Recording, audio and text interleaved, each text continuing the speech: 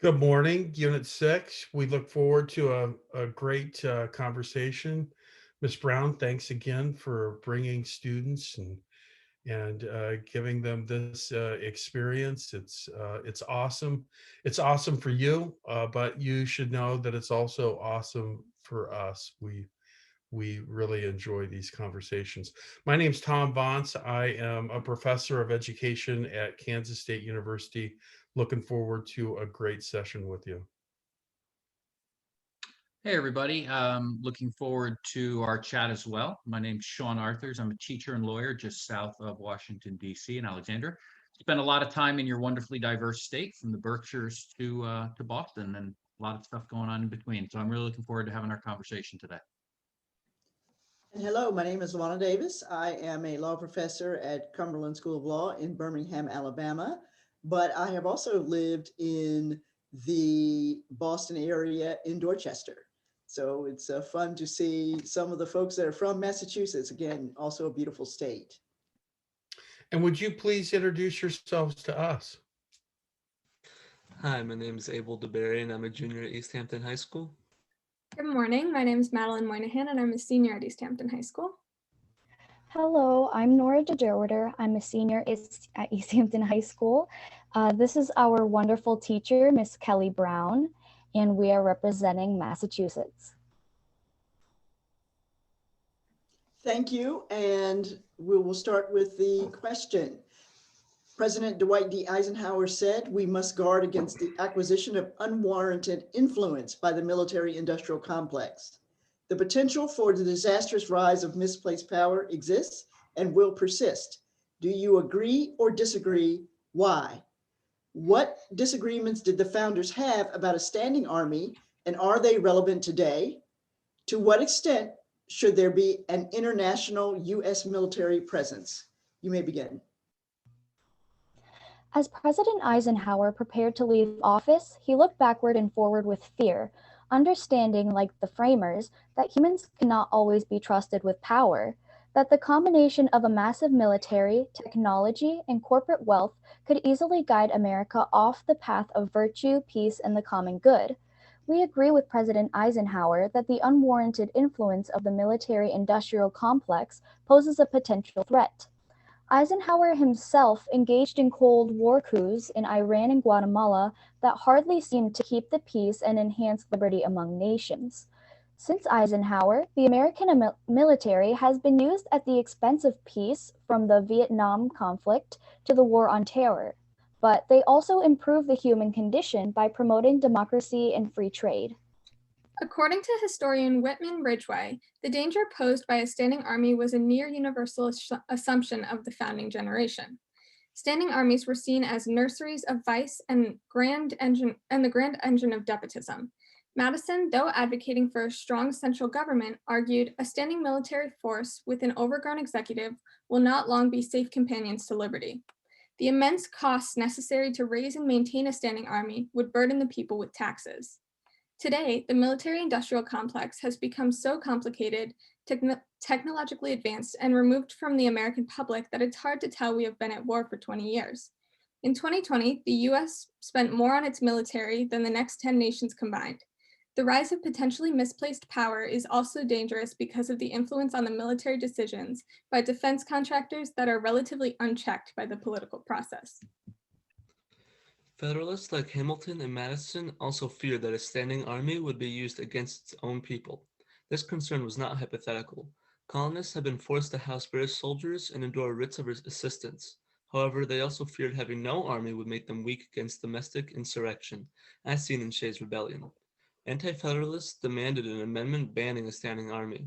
Historian Michael Klarman argued that the Second Amendment was a direct response to balancing these concerns, providing that a state militia could be a defense against tyranny, but not leave the nation defenseless. The fear of an army being misused against the American people is less common today, but calls to restrict gun rights and the use of military force against protesters evoke this fear in some. President Trump's photo opportunity in front of St. John's Church also became a prime example. Eisenhower's fear that a standing army would spend more time protecting American wealth than promoting peace and virtue is a more prevalent concern today. We believe international military presence has exceeded its necessary role. The 20th century is filled with examples of the American military protecting private interests. From Hawaii to Iran to the wars in Iraq, America seems to have merged the noble goals shared by President Eisenhower with the protection of individual and corporate wealth. The American military does promote democracy and virtue, but they are often blurred by economic interests and sometimes contradicted by incidents of torture and counter-democratic alliances, as seen in Abu Ghraib, rendition, and our long-standing alliance with Saudi Arabia. More oversight on the presidential use of military force is necessary. The military can and should be used as a force of good across the world, but war has become too easy. Currently, the Rules Committee is considering policy to establish sunset clauses on authorization for the use of military force. We agree that this is one step in the right direction. Currently, the United States has troops deployed in about 150 countries and 11 nuclear carriers deployed across the world to maintain peaceful trade in the seas. While most of these deployments are being used in positive ways, the numbers are astounding and should be subject to more review, oversight, and sunlight. Thank you. Ready for your questions? Hey, thanks everybody. So let's go right into an example that I think all three of you touched on in different parts.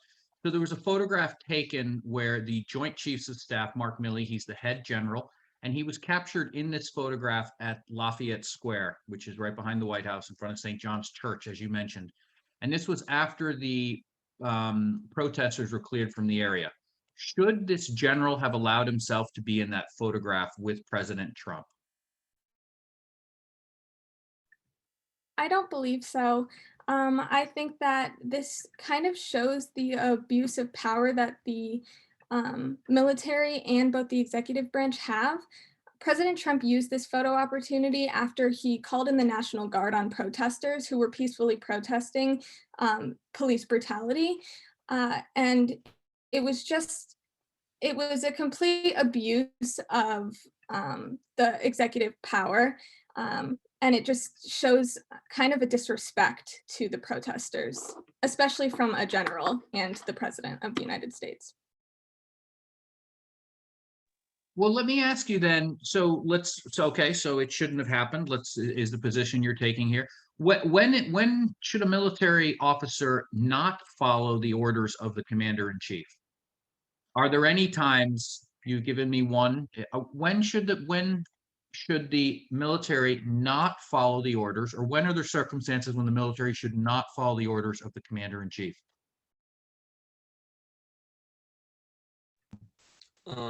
I believe it's a very difficult circumstance to not follow your commander in chief, but I believe if the commander in chief is using the military to scare their own people, kind of what the founders feared, I believe that is a perfectly applicable time to not follow commander in chief.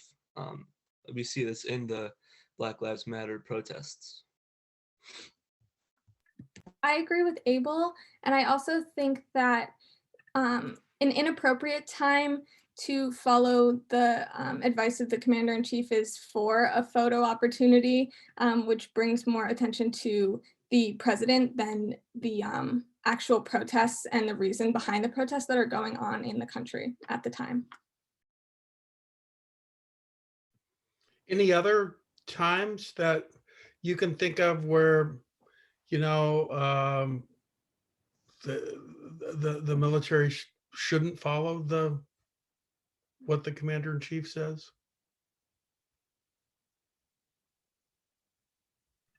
I don't believe so.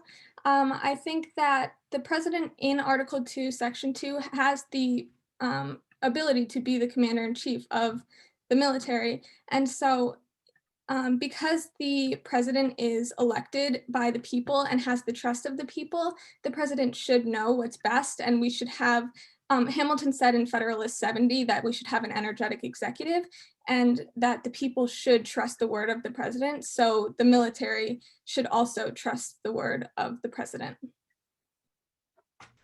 I do agree with Maddie and also kind of disagree. I don't think that the military should ever disobey our commander-in-chief, not because he's always right, but because it's Congress's job to make sure that the checks on the president are working and that the president can't use the military for bad acts. But doesn't that happen now where the president uses the military without congressional authority? Don't we have all kinds of examples of that now? And is that legitimate, or should the military say, no, you've got to get Congress to declare war before you use this? Well, yeah, we see this with the War Powers Act and how it was originally intended to rein in the president's power, but over time, because of our military technology, it has just expanded the president's power to inflict military conflict in other countries without having to notify Congress beforehand.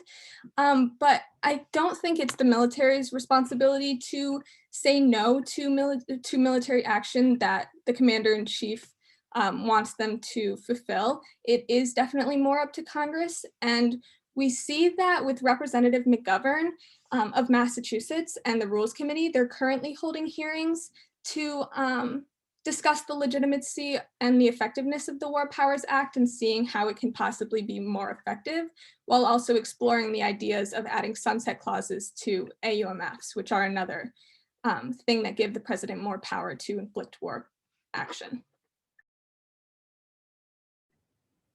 In his speech, President Eisenhower noted that only an alert and knowledgeable citizenry can compel the meshing between the military-industrial complex and our peaceful methods and goals. How do we achieve that alert and knowledgeable citizenry, given that so much of the military actions are kept secret from the people?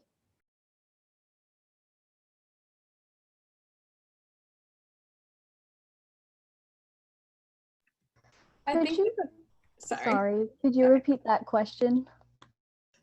President Eisenhower's speech, he said only an alert and knowledgeable citizenry can compel the meshing between the industrial complex, military industrial complex, and our peaceful methods and goals. How do we ensure that we have that alert and knowledgeable citizenry, given that most military actions are relatively secret from the American people?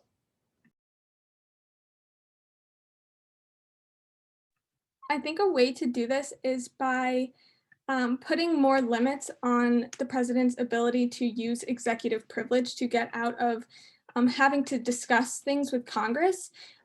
During the US v. Nixon court case, Nixon refused to hand over incriminating tapes, and executive privilege said that, or the court decided that executive privilege can't be used to cover up illegal behavior. So this can also be used in times of military conflict when the president is committing sort of illegal behavior in other countries.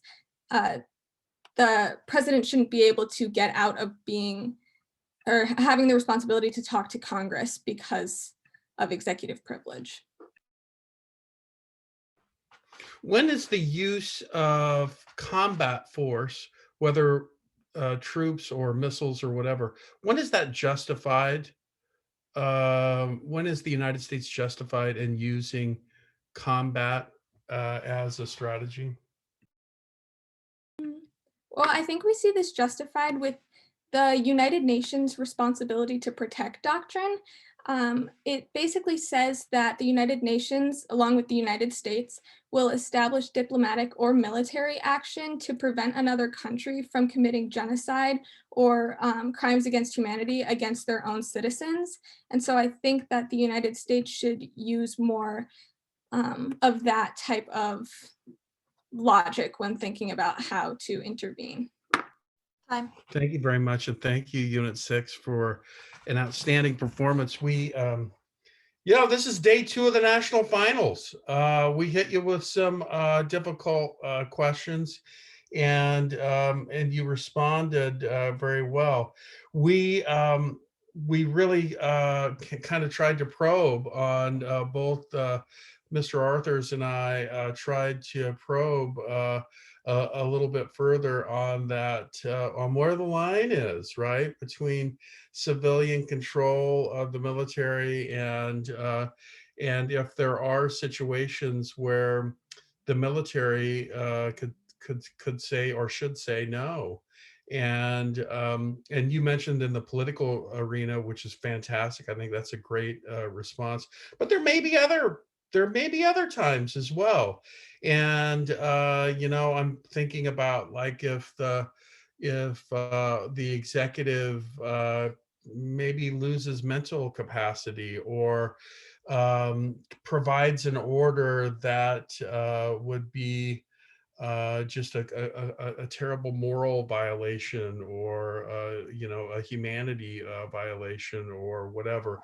But it's not that question is not a part of the We the People textbook, but this is day 2 of the national finals, so we ask you to think about things beyond what's in the textbook. So, but I thought you did a good job, a decent job, and on the last question, you did a nice job there too, saying, well, one source of validation is, international organizations, and that's a decent response, and that's true. And there are probably others, but we ran out of time. So I thought you did a great job, Massachusetts. Good, very, very good.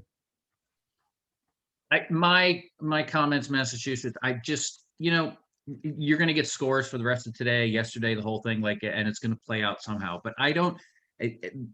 I would like to just go separate from this entire competition. Like, the fact that y'all were, you had present day current event examples, and you were wrestling with the presidential role. I mean, you both, as I said, at least two of you mentioned, the Lafayette Square example. And then I know, Madeline, in your thing, you started talking about the War Powers Act, the current debate that's going on in Massachusetts. I mean, I was just sitting here going, that's what this competition is about. Like, we're now raising, I mean, the three of you and more, you're engaged, you're informed, you have a position on this. And to me, I was like, that's so much more important than the competition and this, whatever the scores may go. And like, you're the informed citizenry that Eisenhower wants, that we want going forward. So, love seeing that. And that's where I'm gonna end. Great performance, everyone. I echo, obviously, what my fellow judges have said, and good luck on the rest of the competition. All right, thank you.